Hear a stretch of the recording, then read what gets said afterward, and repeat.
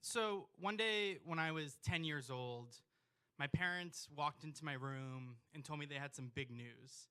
And they sat me down on my bed and they told me that we were moving. And I just sobbed. Because we weren't just like moving to a different house in the same town, we were moving from Connecticut all the way to New Jersey. And I know that's not far, but for me at the time, it might as well have been another country, right? Because I was at a point in my life where Connecticut was all that I knew, and I was finally starting to fit in at school. Like, I had just won the spelling bee. I had been given a solo in the upcoming holiday concert, and it felt like things were finally happening for me, and I was just pulled out in the middle of the school year and just sent to this new school in New Jersey where everyone just saw me as the new kid. And, it was a really tough year, but then, like, I got to middle school where, multiple elementary schools came together, and it was less of, like, me being a new kid. And I got to high school, and it started feeling like this was my home. And then I went to college, and shortly after college, moved to New York. And a few years ago, right after I moved to New York, my parents wanted to go on a trip to Italy with my two sisters and me as a whole family. And the reason they wanted to go to this trip because my mom, she was born in Italy, and she lived there until she was 9 years old, and then she moved to America.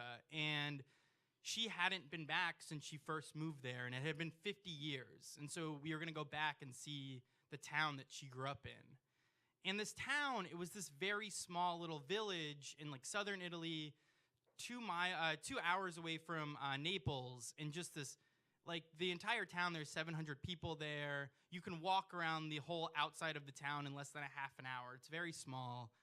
And I was hesitant to go to Italy with my family because, like, family vacations can be a little stressful, but I wanted to go because I wanted to see this, right? And I think, like, the first day, we get to Rome, and we're in Rome for a few days before we head down. And the first night, we're kind of hanging around Rome, and we find this cool little town, cool little neighborhood in Rome, and there's just, like, cobblestone sidewalks and all these cool little bistros with outdoor seating. And my dad's like, great, let's find a place to eat. We're all starving. And my dad goes to the first bistro place, looks at the menu, and there's just pasta on the menu because it's Italy. And he's like, okay, yeah, this looks pretty good, but there's one, I could see one in the distance. Let's go check out that menu. We walk there, and he goes to 6 different places that are all just Italian places with outdoor seating and pasta before deciding to go back to the first place. And so that's what it's like to go on vacation with my family, and why I was a little stressed to be on vacation with my family. But again, I knew it was going to be worth it to go see this town, and we eventually leave Rome, and we head in a car to drive down to this town. We get a flat tire along the way. My dad's yelling at me to fix a flat tire in Italy, and we're working with a guy in Italian, and it's just it's stressful. And we eventually get to the point where this town is, and we can't even stay. There's no hotels in my mom's town, so we have to get a hotel about an hour away. And the next morning we drive. In the last 20 minutes of the drive, you just see nothing. It's just like mountains and dirt everywhere. And we're on dirt roads. I feel like the GPS is just taking us off of a cliff or something, where all of a sudden we come up over this ridge, and you just see this little town in the distance, and it's literally just surrounded by green. And there's this town, and then you just see green for miles, and then you see the next town in the distance, and that is where my mom's town is. And we pull in, and it's a Friday morning, so most people are at work or at school, and we just want to get our bearings. My mom's like trying to find some of the places that she knew when she was there. And so we walk into this place that's basically like a convenience store slash pharmacy slash bar, because it's the only place that's open in town. And we walk in, and there's one guy who's just at the end of the bar sipping a shot glass of Jägermeister. And it's just like, it's very weird. And my mom, she goes and talks to the bartender, and she's like, hey, I used to live here. My last name was Morella, and I'm just looking for the farm that my parents owned. And the guy who's at the bar, he's like, oh, did you have a brother named Giuseppe? My mom's like, yeah. And it turned out the guy working at the bar was like really good friends with my mom's brother when they lived in Italy. And it was just this weird small town moment, and I was like, well, that's strange. And so they have this whole little catching up. He's asking about my mom's brother, and then my mom's like, yeah, we're trying to get to this farm. And I know it's a little outside of town. I don't know exactly where it is. And he's like, oh, that guy owns your parents' farm, and points to the guy sipping on the Jägermeister. And it's just, I mean, my mind is kind of like going blown. And he's like, yeah, I'll take you right now. And we walk out to go to our cars. And as we're walking out, like somebody above, like hears this commotion and opens their window and is like, what's going on? And my mom's like, oh, Morella. And he's like, oh, your dad's sister lived right there. And then we run into this woman who's the only person that my grandma still talks to in town. And it's like we're in Cheers, but it's an entire town instead of a bar. And we go to this farm, and it's the first time that my mom actually kind of like stops dead in her tracks, because we see this hillside and there's this river, and she's like, oh, that's the river my brother and I used to play in, and we would run around and hide in the shed from my dad all the time. And you could just see these memories flooding back into her head. And it's very cool to see this.